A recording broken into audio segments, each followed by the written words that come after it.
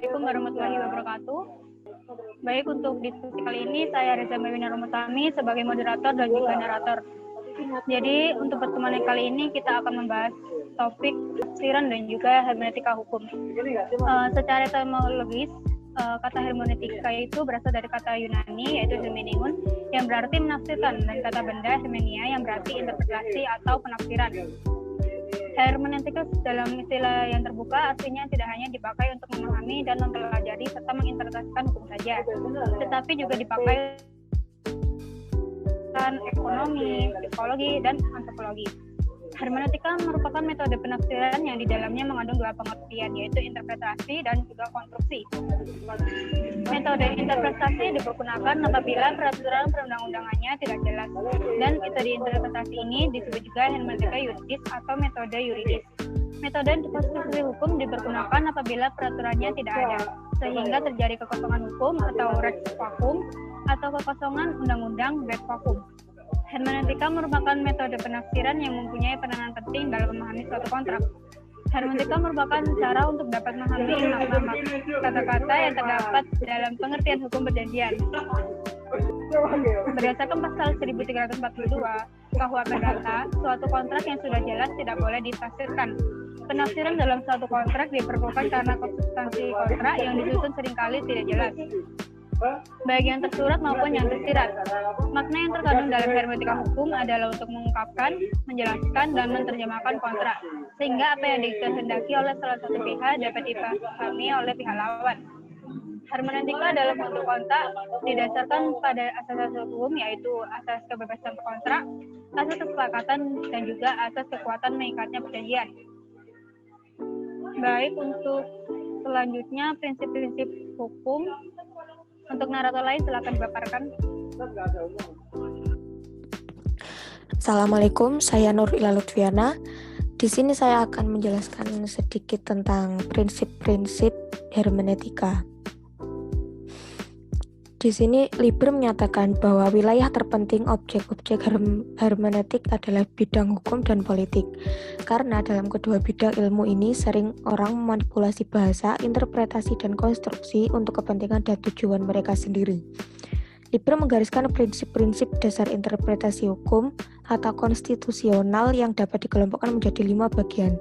Yang pertama adalah prinsip-prinsip yang berkaitan dengan penting dan tujuan interpretasi. Interpretasi bukan tujuan, melainkan merupakan sarana. Dengan demikian, kondisi-kondisi yang lebih tinggi dimungkinkan keberadaannya. Tidak ada hal yang bisa memberikan perlindungan substansial bagi kebebasan individu selain kebiasaan menjalankan konstruksi dan interpretasi secara seksama. Petunjuk utama bagi konstruksi adalah ideologi, atau lebih tepatnya penalaran melalui paralelisme. Tujuan dan maksud suatu instrumen hukum dan seterusnya bersifat esensial jika memang diketahui secara tersendiri dalam upaya penafsirannya. Begitu juga hal itu bisa terjadi pada kausa-kausa hukum. Dalam kasus-kasus yang lazim, konstitusi harus ditafsirkan secara seksama atau cermat. Interpretasi bertujuan untuk mengungkapkan makna, arti, atau maksud dari teks hukum. Yang kedua, prinsip-prinsip yang berkaitan dengan kepentingan masyarakat umum atau rakyat. Jadi, diupayakan agar pihak yang lemah bisa mendapatkan manfaat dari ketentuan yang mengandung hal-hal yang meragukan tanpa mengalahkan tujuan umum hukum. Kesejahteraan publik merupakan hukum tertinggi dari setiap negeri. Salus poluli suprema lex. Tidak boleh ada konstruksi yang bertentangan dengan hukum dari segala hukum ini. Segala sesuatu yang terkait dengan kekuasaan harus ditafsirkan secara cermat. Segala sesuatu yang terkait dengan keamanan warga negara dan perlindungan individu harus ditafsirkan secara utuh dan meliputi semua pihak. Selanjutnya akan dilanjutkan oleh rekan saya.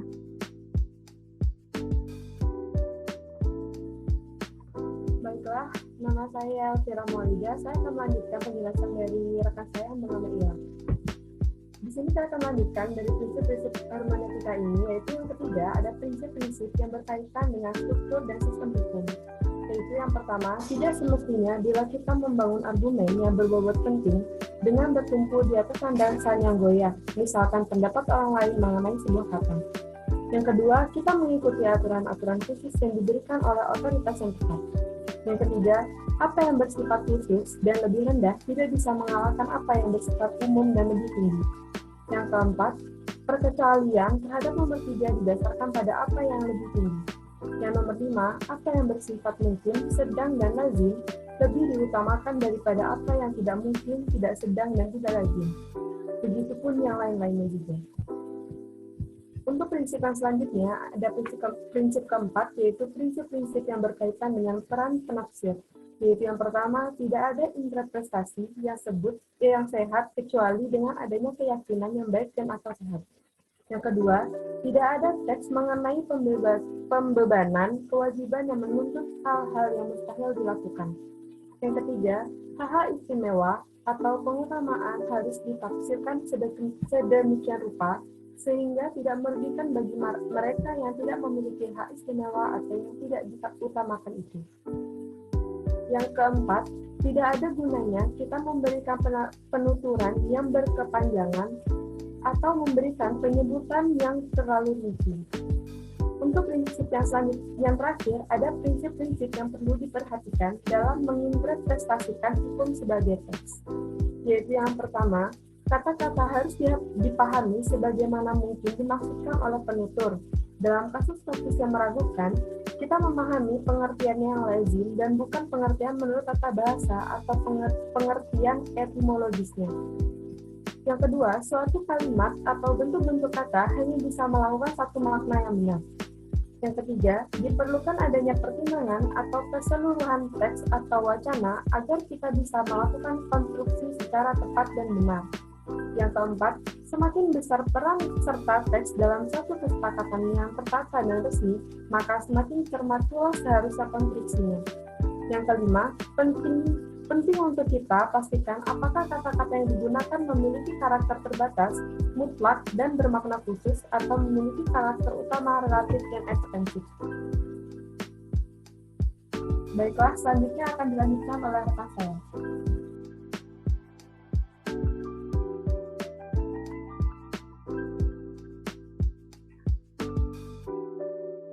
Nama saya Nadila Nurkodia, NIM 329. Tujuan dari hermeneutika hukum, yaitu bertujuan sebagai metode untuk interpretasi atas teks hukum atau peraturan perundangan yang dijadikan dasar pertimbangannya serta interpretasi atas peristiwa dan fakta akan sangat membantu hakim dalam memeriksa dan memutuskan perkara di pengadilan. Selanjutnya akan dilanjutkan oleh Ida Agustin. Perkenalkan, nama saya Ida Agustin, NIM 325. Saya akan menjelaskan tentang fungsi. Pentingnya hermeneutika hukum berperan sekaligus digunakan oleh para hakim pada saat menemukan hukum. Penemuan hukum oleh hakim tidak semata-mata hanya penerapan peraturan-peraturan hukum terhadap peristiwa konkret, tetapi sekaligus menciptakan hukum dan pembentukan hukumnya. Menurut Gadamer, metode hermeneutika hukum pada hakikatnya sangat berguna ketika seorang hakim menganggap dirinya berhak untuk menambah makna orisinal dari teks hukum. Bahkan menurut Carter, pengalaman hakim pada saat menemukan hukum dalam praktek pengadilan memberikan dukungan bagi konsepsi pragmatis dan interpretasinya. Oleh karena itu, hermeneutika hukum berfungsi sebagai metode untuk interpretasi atau teks hukum atau peraturan perundang-undangan yang dijadikan dasar pertimbangannya serta interpretasinya atas peristiwa dan fakta akan sangat membantu hakim dalam memeriksa dan memutuskan perkara pengadilan. Jadi kesimpulannya itu adalah guna putusan yang baik, adil, dan benar agar dapat diterima oleh semua pihak yang terlibat dalam suatu sengketa atau perkara. Para hakim, jaksa, dan pengacara perlu memiliki pengetahuan dan keterampilan yang memadai tentang prinsip-prinsip dasar interpretasi hukum. Prinsip-prinsip tersebut baik menyangkut prinsip yang berkaitan dengan penting dan tujuan interpretasi, prinsip yang berkaitan dengan kepentingan masyarakat umum atau rakyat sebagai acuan dalam melakukan interpretasi, prinsip-prinsip yang berkaitan dengan struktur dan sistem hukum, prinsip-prinsip yang berkaitan dengan peran penafsir, maupun juga prinsip yang perlu diperhatikan dalam menginterpretasikan hukum sebagai teks. Sekian untuk diskusi kali ini. Wassalamualaikum warahmatullahi wabarakatuh. Waalaikumsalam.